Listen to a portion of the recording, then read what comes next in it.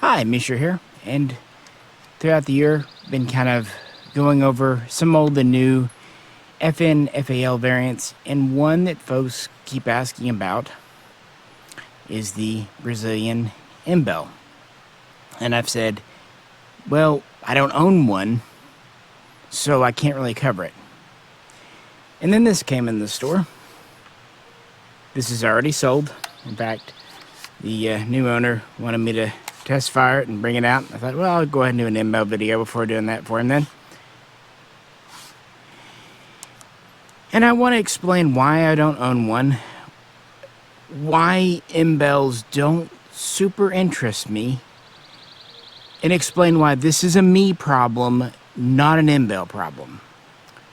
Because they're actually really good guns. Now this one is a parts kit on an Enterprise Type 3 receiver. And so we're going to use it to talk about the history and configuration of the Brazilian M964 rifle, and to talk about U.S. semi-automatics. I actually have a stripped semi-automatic forged Type 3 receiver made by Imbel in Brazil.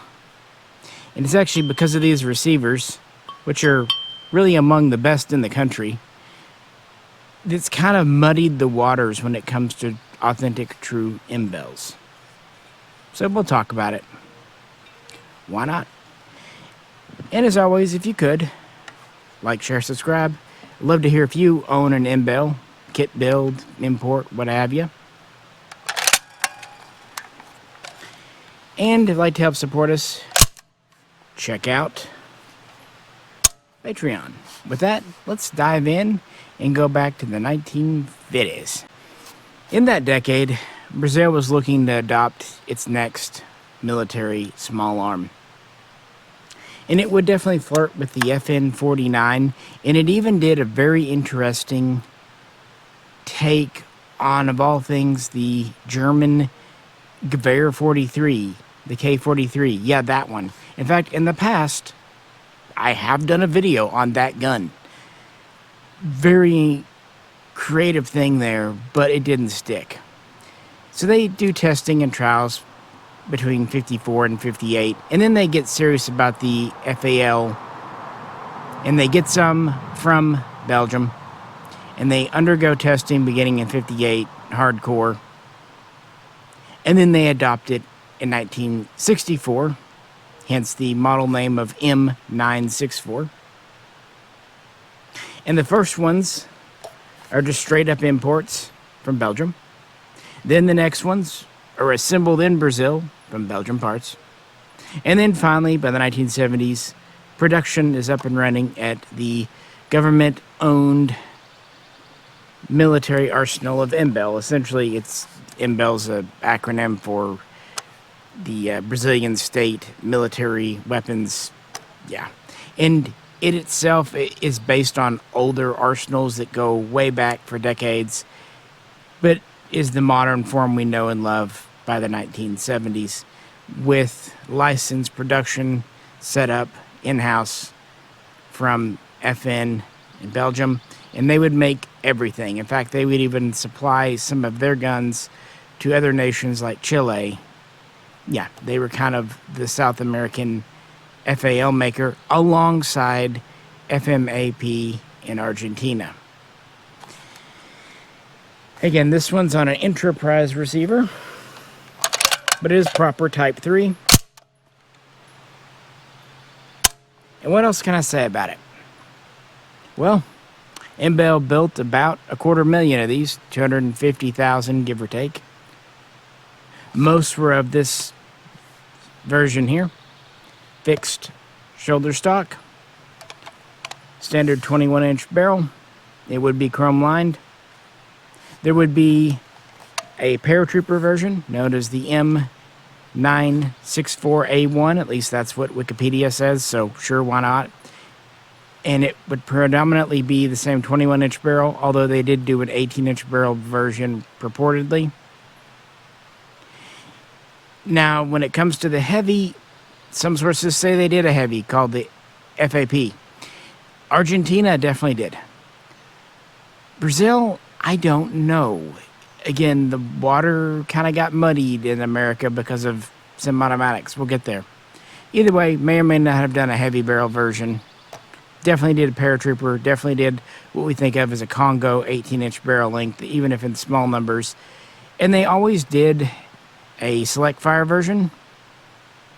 And they did a semi-automatic only version, normally for police, what have you. And this would be the standard service rifle for Brazil through the 1990s. Very standard Belgian Type C. By the time Brazil adopted this, they had really set upon things.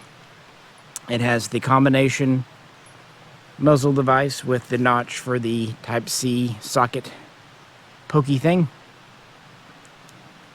Standard length barrel, standard length gas system, fully adjustable. The barrel on this one is not bipod cut. Yes, it does have bipod cut handguards. That's a US thing because of how the originals are. Either they got busted or someone janked them off long before me. Standard polymer charging handle, standard late style polymer carry handle, standard short sights, standard shoulder stock with the somewhat earlier style recoil pad, but really it's the same rotating sling swivel. Most, if not all, would have the horizontal takedown, and then standard 3-position selector, standard bolt release, mag release, and standard metric mag. Yep. Typical ones. Metrics. Therefore, standard receiver would have had the paint over phosphate finish. Standard wonderful military grade trigger. Standard pistol grip. And while the guns brought over from Belgium could have been on a Type 1 or Type 2 receiver, even the ones first assembled in Brazil could have still been a Type 1 or Type 2 receiver. As far as I know, and I'm probably wrong, once Imbel was actually making their own receivers, they were Type 3. Certainly the majority were. But what's interesting, FN Herstal introduced the Type 3 around 1973. It's a stronger receiver, and it's a simpler receiver to make because you don't have the lightning cuts. In 1977 or thereabouts, FN, getting towards the end of FAL production, would go to investment casting. Now look, the FN-made investment cast Type 3 receivers are perfectly fine. In fact, because it was a Type 3, they were able to get away with that because of the extra meat there.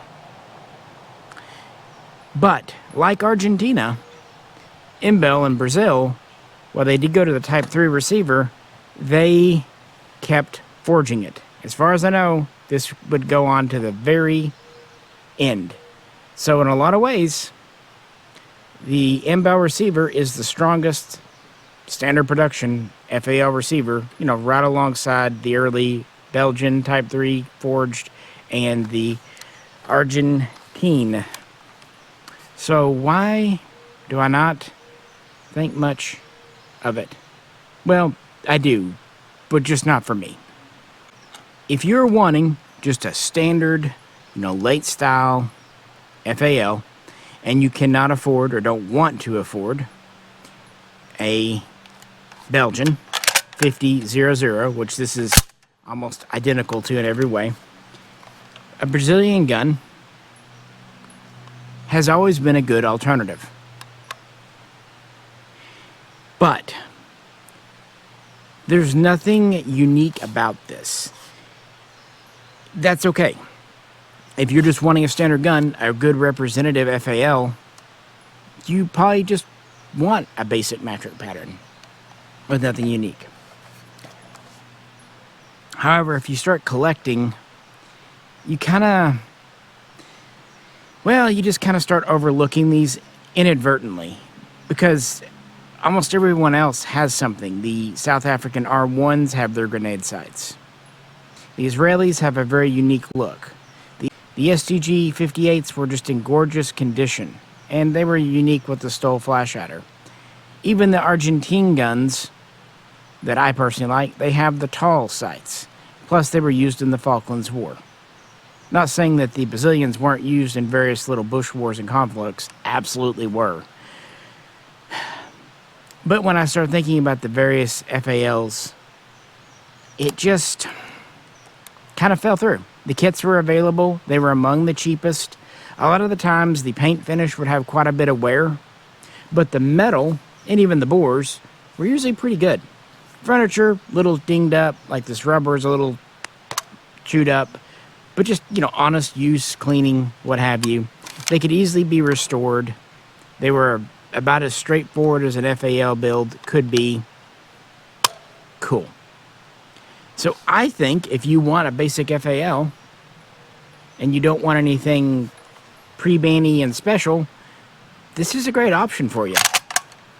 It's kind of one of those do as I say, not as I do situations, I suppose.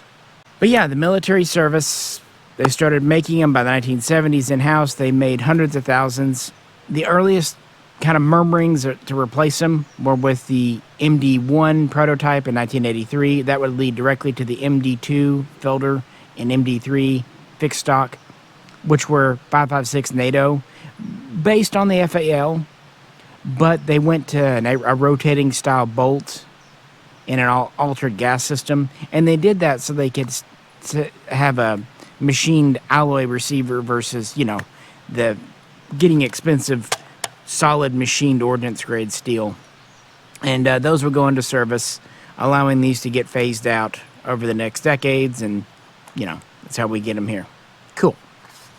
Also in 1985, we get the first Imbel imports, and in the beginning, it's pretty great. This one here, it still has the original barrel. It's an original kit. Been there, done that. It's built presumably by Enterprise on one of their Type 3 receivers, which physically looks the same. Here's an original receiver, a PAC, Pacific Armaments Corporation, one of the big importers of these, but not at all the first. In 1985, Springfield Armory was the first importer of Brazilian FAL types, and that was to give a more affordable alternative to the actual Belgian guns. For some reason they did the SAR-3 to compete with the HK-91. I like Springfield, as I've said. The first SAR-48s were 100% brand new Brazilian-made guns. And most all of them that came in had the 21-inch barrel fixed stock. There was the Bush rifle with an 18-inch barrel fixed stock. And there was a paratrooper. You mostly see the 21-inch barrel and folder, but there, at least in theory, in the catalog, was an 18-inch folding stock version Bush rifle, but they seem to be, or Bush paratrooper, but they seem to have come in very small numbers. What gets confusing is on top of that, Springfield, still pre-89, brought over some receivers marked SAR-48 match. The guns came in marked SAR-48. They brought over some just stripped receivers like this one, and they would use them to build Israeli guns, specifically the heavy barrels. You've seen my Israeli heavy barrel, that's why it's on an Imbel receiver. That's how Springfield did them back in the 1980s. So that led a lot of people to think, oh, it's a marked made in Brazil Imbel on the receiver. It must be an Imbel heavy barrel. Kind of ignoring the fact that it's got Israeli markings on the lower. That's a little convoluted, and they actually had to alter the threads here to make the Israeli barrel fit, because while they're both metric, they're kind of different styles of metric. Israelis were much earlier. Either way, cool guns, and I'm happy to have mine, and it's kind of nice having a heavy barrel on one of the best receivers. All the Springfield SAR-48 pre March of 89 imports are forged, of course. And then the Bush ban happens. Now, I want to be clear. Unless I'm super missing something and maybe excluding like advanced prototypes or ATF samples, those are the only pre-ban Imbels, the Springfields. After 89, after the ban, 1990, things switch over and we have the SAR 4800. Again, the 4800 came over as a complete gun, but it had to be modified to comply with the new regulations, the import additions to the 68 Gun Control Act. Essentially, it was a Bush executive order, technically a little bit different, doesn't matter. Came out from the White House. Thumbhole stock in either a muzzle brake, thread protector, or just a neutered barrel. FALs are actually pretty easy to make compliant at that time because you just, have to pull the grip off, put a thumbhole stock on, and then do something about the thing on the end. Just put something else on, tack weld it. Worst case, they do chop the barrel threads off, but early on they didn't. At this time, a receiver capable of taking standard mags is still A-OK. And most all of your SAR 4800s imported were 7.62 NATO, 308 effectively. But there were a small number, under 1,000 as far as I understand, in 5.56 NATO. Now all the 5.56 Springfields are SAR 4800s. I know about them because I once owned one years ago. Sold it to a friend when I was going overseas. Been trying to get it back from him for 20 years ever since. On top of all that, Springfield started bringing over just virgin receivers, stripped receivers like this for various builds. And this is where I start to get frustrated because you have no idea how many times as a gun dealer someone has told me, I have a Springfield pre-ban Imbel. Cool. Are you sure it's, pre-ban? Yeah. Does it say SAR 48? Oh, yeah. I get it. It says SAR 4800. I'm supposed to be the blind one here, not you. Don't you see those two O's? They matter a lot. But it was in this era, the 1990s, Springfield seemed to import up until about 97, give or take. That's when the rules would change again, and basically they would say no more ability to take standard cap mags, and because of the way the FAL receiver is, that essentially doomed them. And then 2005 ultimately definitely did. But in this era, other importers got involved, and those guys only imported receivers. Well, technically, Century Arms did import complete guns that were marked Imbel, also made in Canada, which led to a whole other level of confusion. Century Arms started importing thumbhole stock FALs. Originally, for a year or two, they used Argentine receivers, and then they moved to Brazilian. And they would do this up through about 97 themselves. I know some sources say 94.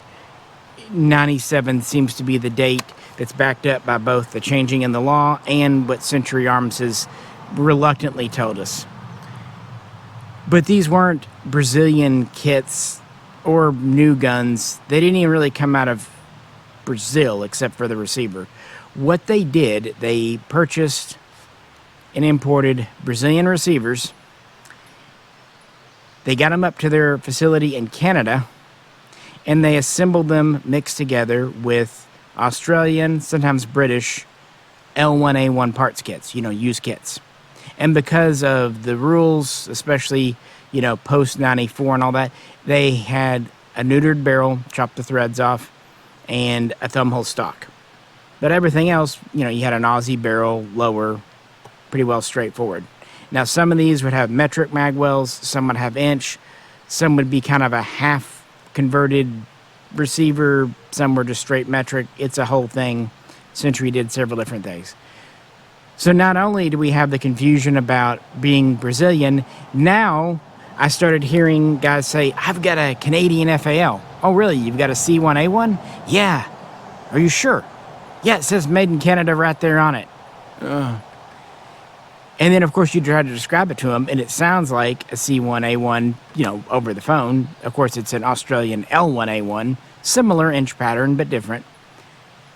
So technically, they were marked made in Canada because Century had a manufacturing thing up in Canada that they used for a while until things got too hot, really more on the Canadian side of the border than ours, but I digress.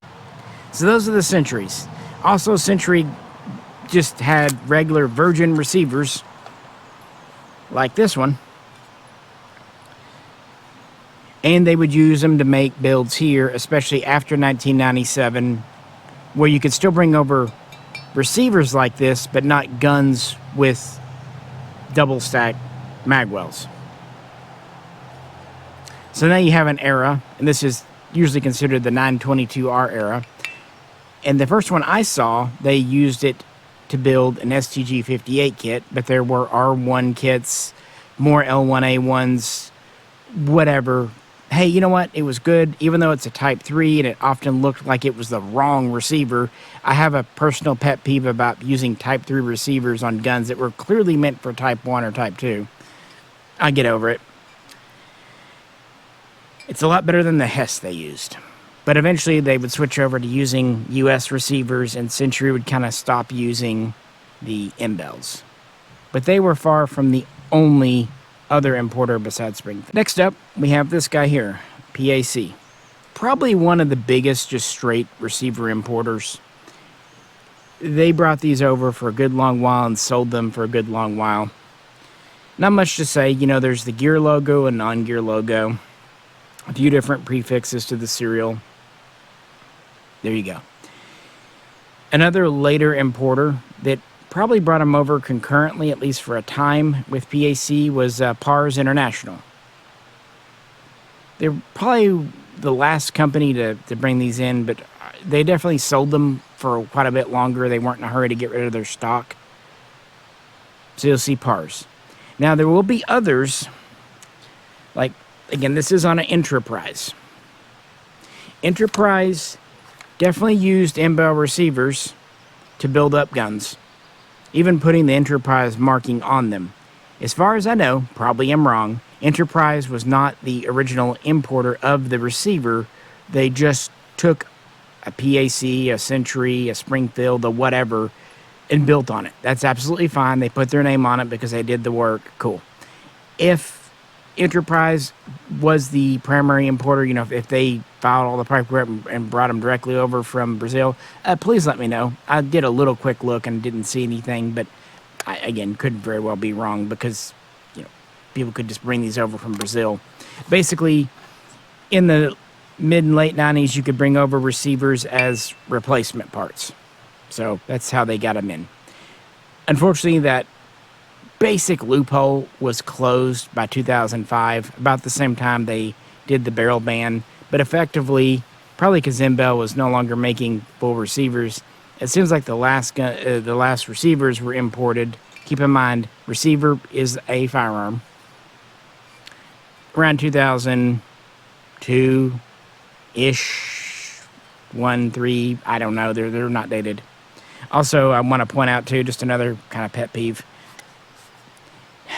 This is the receiver, not this. A lot of people call this an upper, a lower, very AR-15 style. I'll let it slide, although technically this is the receiver. This is the trigger housing, trigger frame, lower frame. It's not really a receiver, according to FN, but it drives me batty when people think this is the receiver. No, it's this. It's the AR-15 that's the weirdo. It's one of the few guns where the lower chunk is considered the firearm. There's very few other, major guns like that.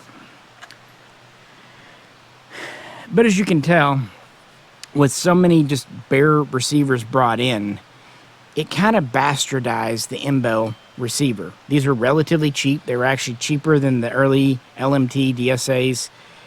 A little more expensive than like Kunins, more than a Hess.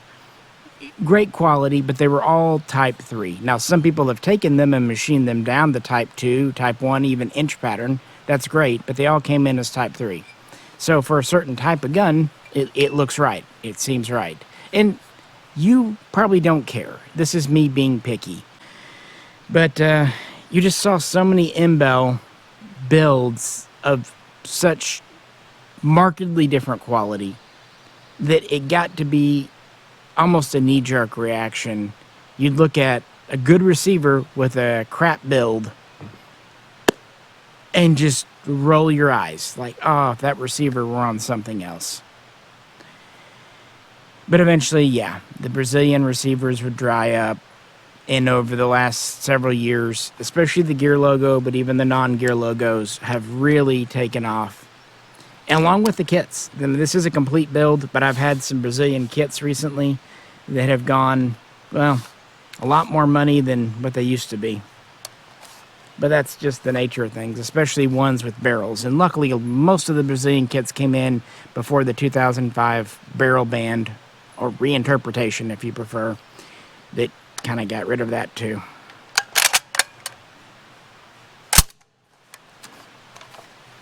So,